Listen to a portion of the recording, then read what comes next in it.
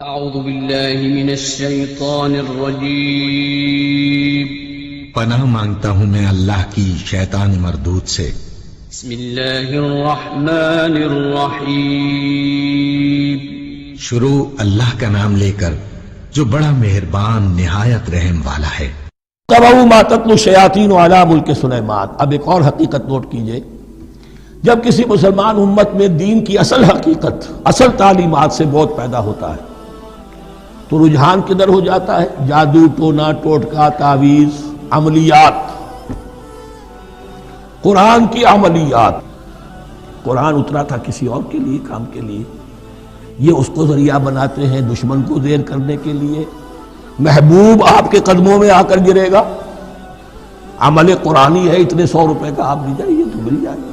یہ دندے ہمارے ابھی چل رہے ہیں، خوب چلتے ہیں، اور میں سمجھتا ہوں کہ سب سے زیادہ فلرشنگ کاروبار جو ہے وہ اس طرح کا ہے۔ ہینگ لگے نہ پھٹکڑی، نہ آپ کو کوئی اس میں محنت کرنے کی ضرورت ہے، نہ اس کے اندر آپ کو انویسٹ کرنے کی ضرورت ہے، اور کاروبار چلتا۔ تو وہاں بھی کیا ہوا، واتبعوا، جب دین کی اصل حقیقت کو دور پھینک دیا، انہوں نے پیروی کی اس کی ما تتلو الشیاطین علی ملک سلیمان، جو شیاطین جن جو تھے۔ علی ملک سلیمان سے مراد ہے علی عہد ملک سلیمان، حضرت سلیمان کے زمانے میں چونکہ اللہ تعالیٰ نے ان جنات کو حضرت سلیمان کے تابع کر دیا تھا، تو وہاں پر چونکہ ان کا اب جو ہے کوئی میل جول زیادہ تھا لوگوں کے ساتھ، تو وہ انہیں کچھ اس قسم کی چیزیں سکھاتے رہتے ہیں، گویا کہ اندر سے تخریب کاری۔ وَاتَّبَعُوا مَا تَتْلُو الشَّيَاطِينُ عَلَى مُلْكِ سُلَيْمَانَ وَمَا كَفَرَ سُلَيْمَانُ وَلَكِنَّ الشَّيَاطِينَ كَفَرُوا۔ اور سن لو، سلیمان نے کبھی کفر نہیں کیا، بلکہ یہ شیاطین تھے کہ جو کفر کرتے تھے۔ جادو کفر ہے، لیکن آپ کو نقش سلیمانی آج تک بھی لفظ ملے گا، نقش سلیمانی۔ آج بھی مسلمان بھی ان چیزوں کو حضرت سلیمان کی طرف منسوب کر رہے ہیں، وہ ظلم اب بھی جاری ہے۔ وما کفر سلیمان ولکن الشیاطین کفروا یعلمون الناس السحر، وہ لوگوں کو جادو سکھاتے تھے۔ وما انزل علی الملکین ببابل ہاروت و ماروت، اور جو کچھ نازل کیا گیا 2 فرشتوں پر، ہاروت اور ماروت پر، بابل میں۔ بابل یہ ہے پرانا عراق، بیبلونیا۔ نبوکدنضر بھی بیبلونیا کا بادشاہ تھا، نمرود بھی بیبلونیا کا بادشاہ تھا۔ عراق کے بادشاہوں کا لقب ہی تھا نمرود، نماردہ اس کی جمع ہے۔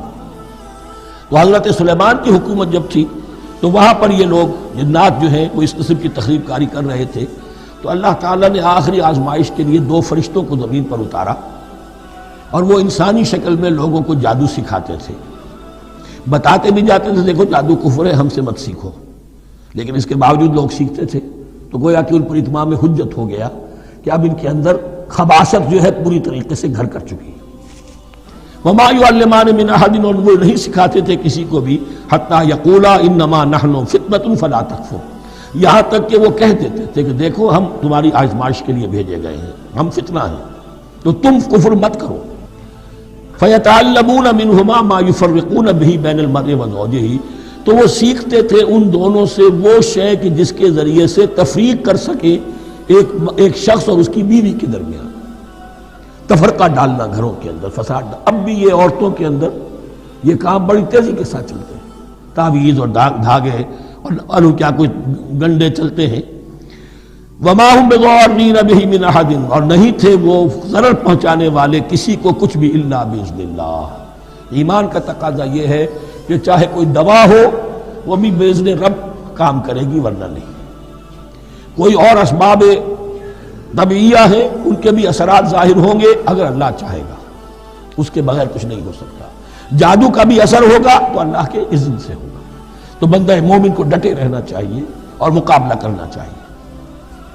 وما هم بضارین بہ من احد الا باذن اللہ ویتعلمون ما یضرهم ولا ینفعهم، اور وہ سیکھتے تھے ان سے وہ چیزیں جو ان کے لیے مضرت بخش تھی، ضرر پہنچانے والی، اور انہیں نفع نہیں پہنچاتی تھی۔ وَلَقَدْ عَلِمُوا لَمَنِ اشْتَرَاهُ مَا لَهُ فِي الْآخِرَةِ مِنْ خَلَاقٍ، حالانکہ یہ بات ان کے علم میں آ چکی تھی کہ جس نے بھی اس چیز کو حاصل کیا، جادو سیکھا، اس کا پھر آخرت میں کوئی حصہ نہیں ہے۔ وَلَبِئْسَ مَا شَرَوْا بِهِ أَنفُسَهُمْ، اور بری تھی وہ چیز جس کے لیے انہوں نے اپنے آپ کو فروخت کر دیا۔ لَوْ كَانُوا يَعْلَمُونَ، کاش کہ انہیں علم ہوتا۔ وَلَوْ أَنَّهُمْ آمَنُوا وَاتَّقَوْا، اور اگر وہ ایمان رکھتے اور تقوی کی روش اختیار کرتے لمثوبۃ من عند اللہ خیر، تو بدلہ پاتے اللہ کی طرف سے بہت ہی اچھا، بہت خیر۔ لو کانوا یعلمون، کاش کہ ان کو معلوم